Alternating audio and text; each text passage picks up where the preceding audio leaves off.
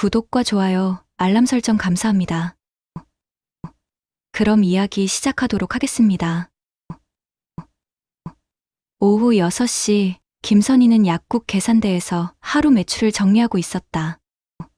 형광등 불빛 아래 펼쳐진 장부 위로 숫자들이 깔끔하게 정렬되어 있었다.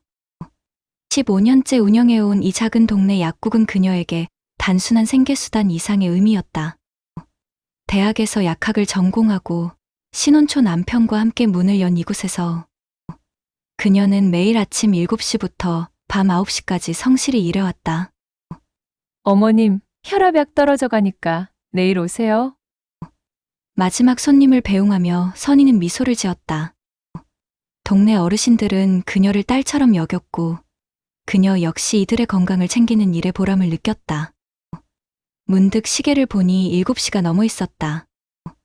남편 도연은 오늘도 늦을 예정이라고 했다. 최근 들어 그의 귀가 시간이 부쩍 늦어졌지만 선희는 크게 개의치 않았다.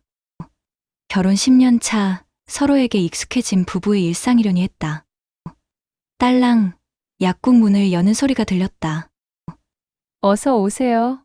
인사말이 목구멍에서 멈췄다. 도연이었다. 하지만 평소와 달리 그의 얼굴은 차갑고 무표정했다.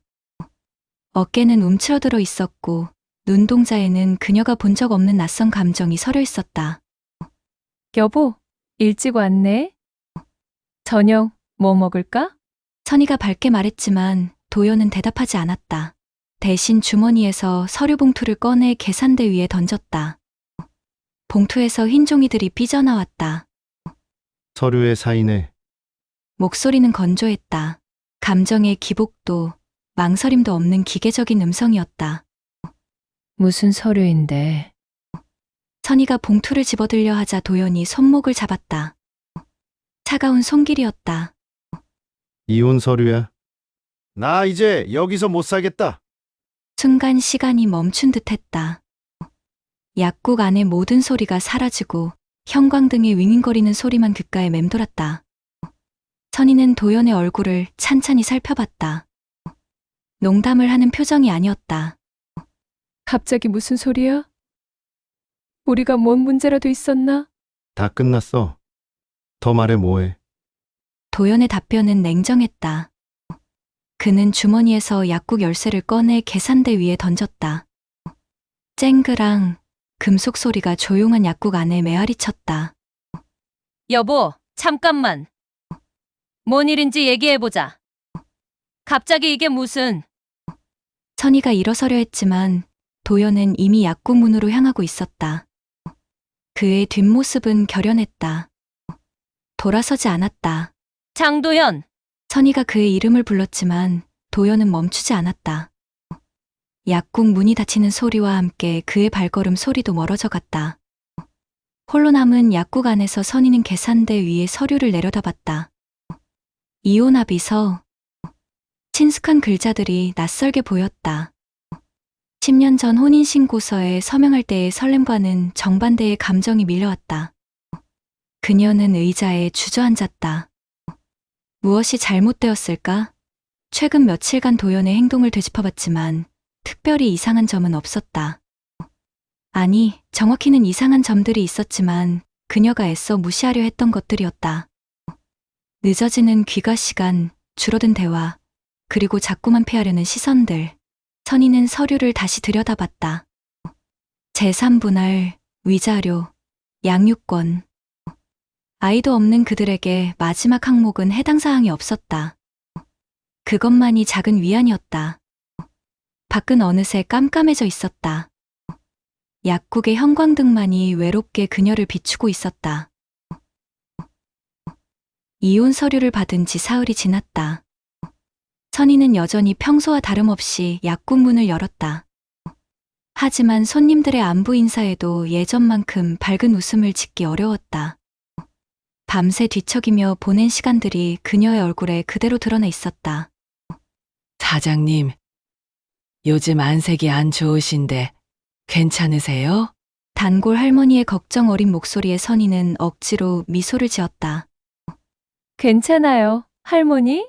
요즘 날씨가 쌀쌀해져서 그런가 봐요. 거짓말이었다.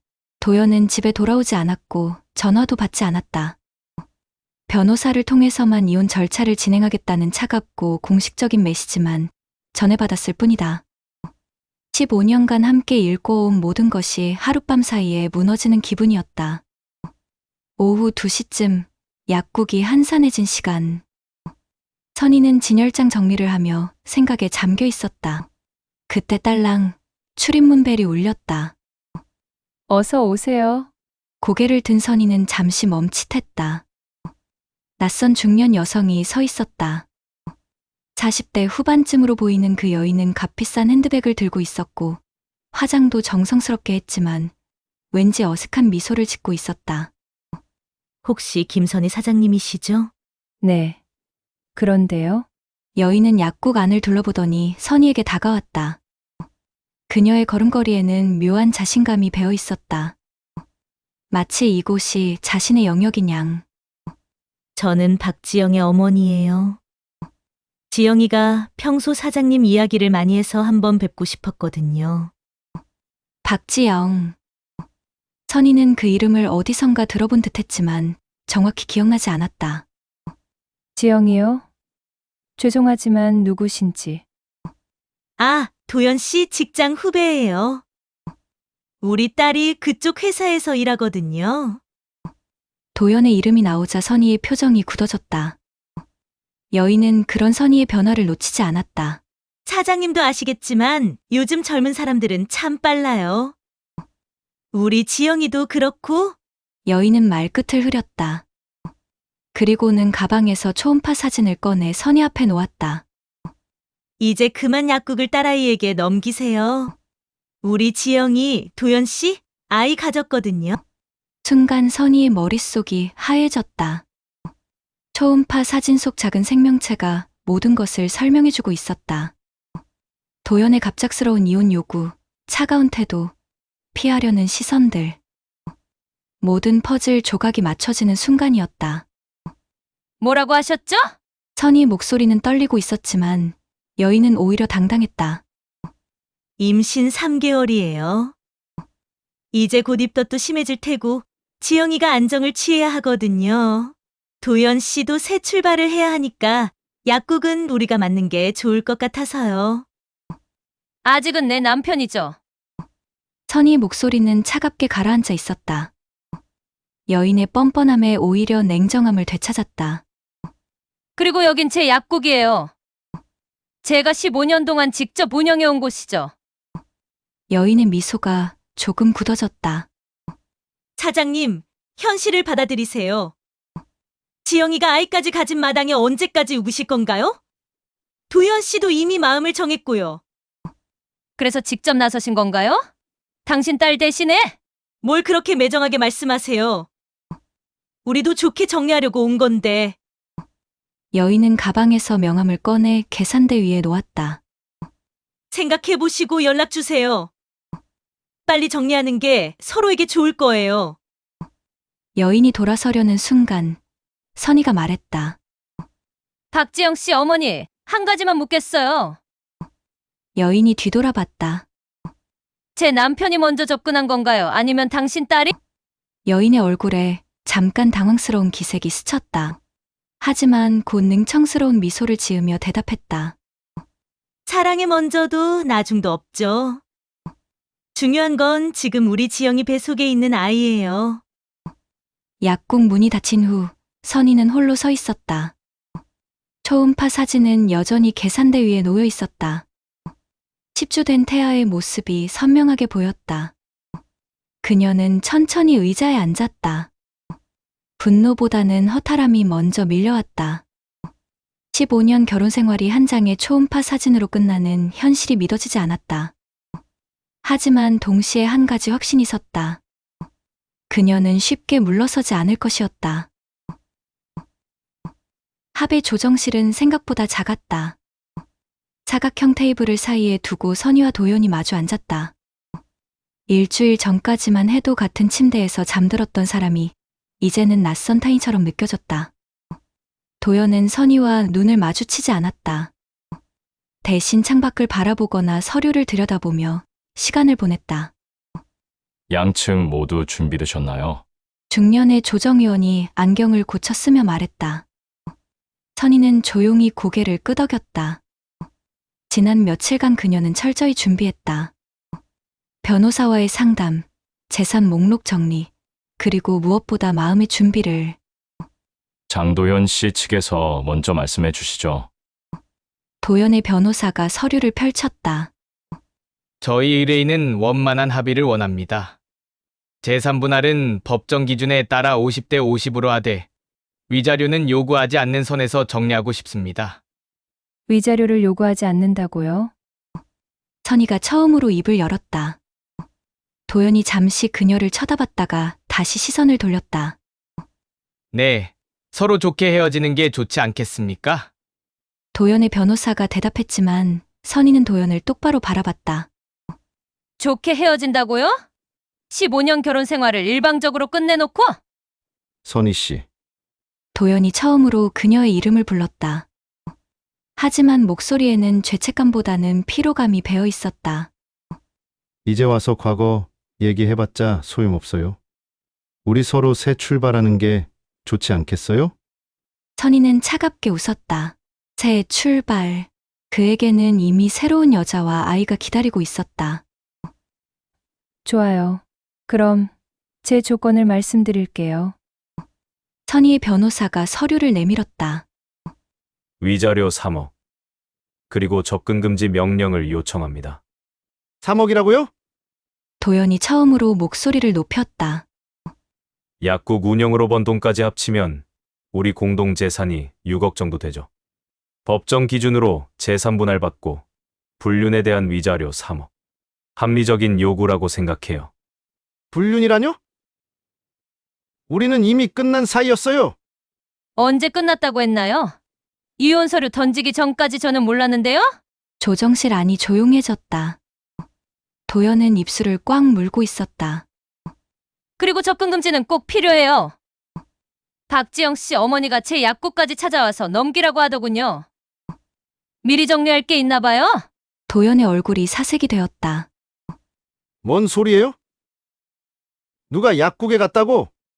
모르셨어요? 당신 후배 어머니가 초음파 사진까지 가져와서 약국 넘기라고 하던데요. 도연이 고개를 돌려 조정실 뒤편을 바라봤다. 유리창 너머로 지영과 그녀의 어머니가 기다리고 있는 모습이 보였다. 지영의 어머니는 여유롭게 스마트폰을 보고 있었고, 지영은 배를 쓰다듬으며 미소를 짓고 있었다. 저는 몰랐어요. 도연의 목소리가 작아졌다. 몰랐다고요? 정말로? 선희가 서늘한 미소를 지었다. 그럼 당신은 그냥 바람만 피운 거예요? 계획이 따로 있는 줄 알았는데. 선희 씨, 제발. 장도연 씨, 조건을 받아들이시겠어요? 아니면 법정에서 만나시겠어요? 선희의 변호사가 단호하게 말했다. 도연은 잠시 망설이다가 고개를 끄덕였다. 알겠습니다. 합의서의 서명이 끝나자 도연이 일어났다. 문을 나서기 전에 그가 돌아서서 말했다. 선희 씨, 미안해요. 뭐가요? 다 미안해요. 도연이 나간 후 선희는 혼자 남았다. 유리창 너머로 지영 모녀와 도연이 만나는 모습이 보였다. 지영의 어머니가 무언가 따지듯 말하자 도연이 고개를 흔들었다. 지영은 당황한 표정으로 두 사람을 번갈아 봤다. 이제 애 낳고 약국도 우리가 이어받으면 돼. 지영의 어머니 목소리가 복도까지 들렸다. 선희는 조용히 웃었다. 그래, 끝까지 버텨봐라. 그녀는 가방에서 새로운 명함을 꺼냈다. 간밤에 급하게 만든 것이었다.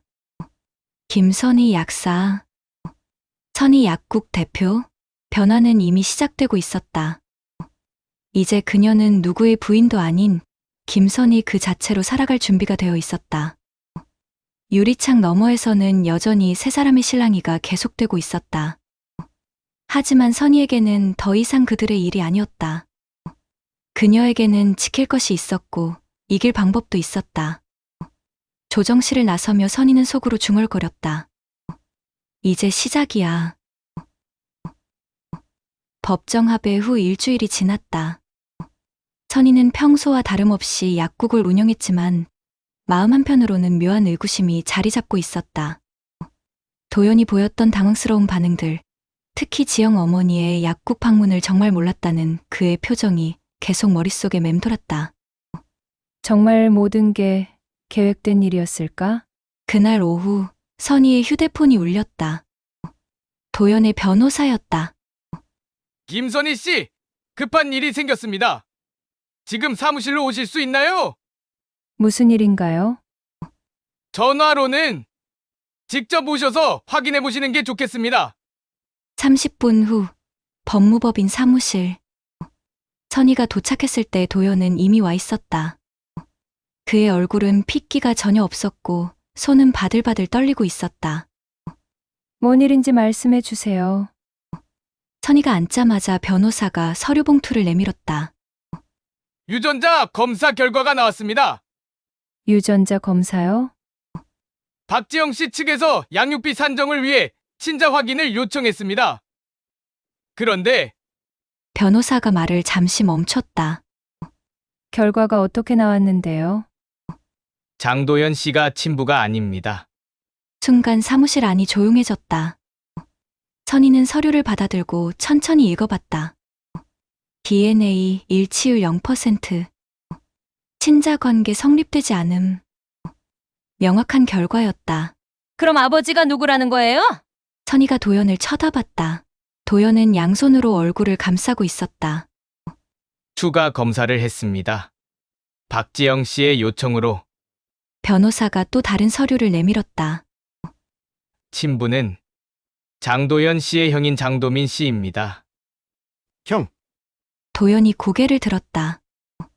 그의 눈은 충격으로 크게 떠져 있었다. 설마 선희는 잠시 말을 잃었다. 그러고 보니 도연의 형 도민은 결혼한 지 5년이 넘었지만 아직 아이가 없었다. 그리고 최근 들어 형수와 관계가 좋지 않다는 이야기를 들은 적이 있었다. 박지영 씨는 이 사실을 알고 있었나요? 그건 확실하지 않습니다. 하지만 박지영 씨 어머니는 변호사가 다시 서류를 뒤적였다.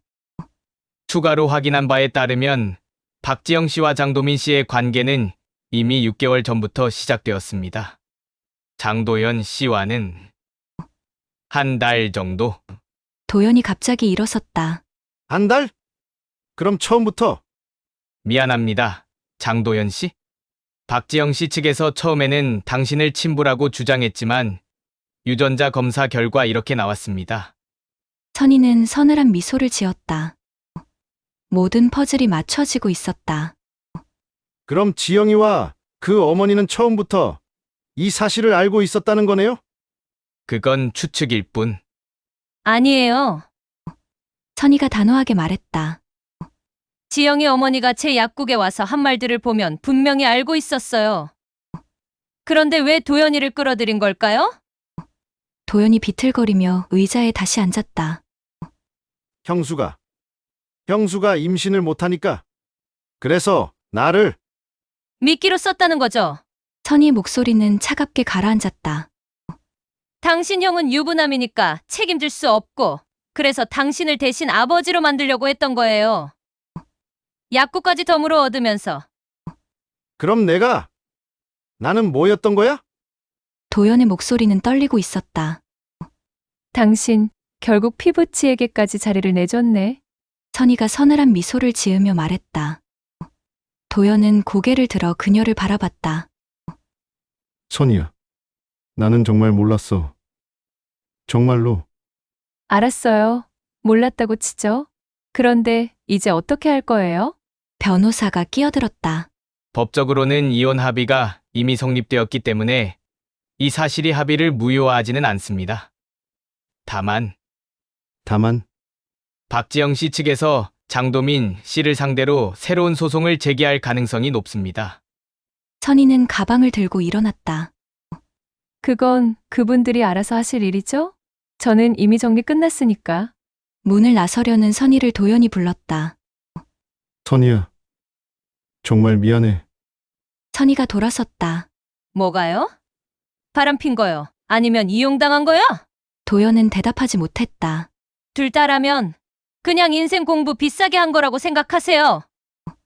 사무실을 나서며 선희는 속으로 생각했다. 도연도 결국 피해자였다. 하지만 그것이 그녀에게는 더 이상 중요하지 않았다. 중요한 것은 이제 모든 것이 끝났다는 것이었다. 그리고 진짜 새로운 시작을 할 수 있다는 것이었다. 거리로 나서자 봄바람이 불었다. 선희는 처음으로 홀가분한 기분을 느꼈다. 한 달 후, 선희는 약국 앞에서 새 간판이 설치되는 모습을 지켜보고 있었다. 작업자들이 조심스럽게 간판을 매다는 동안 오전 햇살이 간판 위의 글자들을 비추었다. 김선희 약국? 굵고 선명한 글씨체였다. 더 이상 누군가와 함께하는 공간이 아닌 온전히 그녀만의 공간임을 선언하는 간판이었다. 사장님, 간판 정말 예쁘게 나왔네요. 단골 할머니가 지나가다 말을 걸었다. 이제 진짜 선희 약국이네요. 처음부터 그랬어야 하는 건데. 선희는 미소를 지었다. 동네 사람들은 이미 모든 상황을 알고 있었다. 하지만 그들은 별다른 반응 없이 평소처럼 그녀를 대해주었다. 오히려 더 따뜻하게 챙겨주는 것 같았다. 할머니, 오늘 혈압약 드실 때 됐죠? 맞아. 우리 선희가 다 기억해주네. 평범한 일상이 돌아왔다. 아니, 평범함을 넘어서는 무언가가 있었다. 이전에는 느끼지 못했던 자유로움과 홀가분함이었다. 저녁 9시, 약국 문을 닫고 선희는 2층 자신의 집으로 올라갔다. 원래는 도연과 함께 살던 공간이었지만 이제는 온전히 그녀의 공간이었다. 도연의 흔적들은 이미 모두 치워진 상태였다. 거실 창문으로 저녁 노을이 스며들었다. 선희는 차 한 잔을 우려내며 하루를 정리했다. 매출도 예전보다 늘었고 새로운 단골들도 생겼다. 혼자 운영하는 것이 오히려 더 효율적이었다. 그때 창밖에서 인기척이 들렸다. 선희가 커튼을 살짝 젖히자 어둠 속에서 두 사람이 다투는 모습이 보였다. 도연과 지영의 어머니였다. 엄마! 내가 언제 이런 꼴을 말아달랬어? 도연의 목소리는 절망적이었다.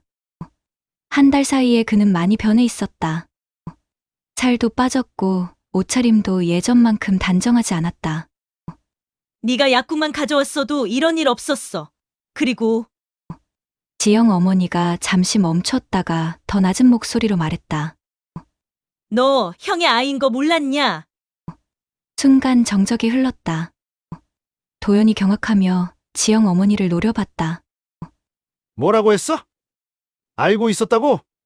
지영 어머니가 비웃듯 웃었다. 남자애들 다 똑같아. 욕심내다 결국 집안까지 망치는구나. 그럼 처음부터 다 알고 있었다는 거야? 나를 이용한 거였어? 이용이라니. 우리 지영이 배속 아이한테 아빠가 필요했을 뿐이야. 네 형은 결혼했으니까 책임질 수 없고. 도연이 벽에 주먹을 쳤다. 미친 거 아니야? 그럼 내 인생은 뭐야? 네 인생, 네가 바람 피운 게 잘못이지. 누구 탓이야? 창문 너머로 지켜보던 선희는 차갑게 미소를 지었다. 모든 것이 명확해졌다. 지영 모녀는 처음부터 계획을 세우고 도연을 이용했던 것이었다. 그래. 이제 확실히 알았다. 선희가 속으로 중얼거렸다. 내가 떠날 이유가 아니라 당신들이 무너질 이유였다는 걸. 밖에서는 여전히 실랑이가 계속되고 있었다. 하지만 그것도 잠시였다. 지영 어머니가 먼저 자리를 떴고 도연은 혼자서 한동안 서 있다가 힘없이 걸어갔다. 선희는 커튼을 다시 쳤다. 더 이상 그들의 일은 그녀와 상관없었다. 다음 날 아침 선희는 평소보다 일찍 약국을 열었다. 새 간판 아래서 하루를 시작하는 기분이 좋았다. 사장님, 아침부터 기분 좋아 보이시네요. 첫 손님이 들어오며 말했다. 네, 새로운 시작이라서요. 실제로 그랬다.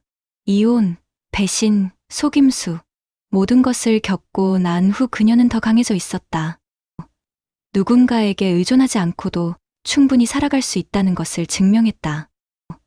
점심시간, 선희는 약국 계산대에서 장부를 정리했다. 수익은 꾸준히 증가하고 있었고 새로운 사업 계획도 세우고 있었다. 온라인 상담 서비스, 건강관리 프로그램, 지역사회와의 연계 사업까지. 그녀에게는 꿈이 있었다. 그리고 이제는 그 꿈을 실현할 수 있는 자유와 의지가 있었다. 저녁, 혼자 먹는 식사는 더 이상 외롭지 않았다. 오히려 조용하고 평화로웠다. TV에서는 날씨 뉴스가 나오고 있었다.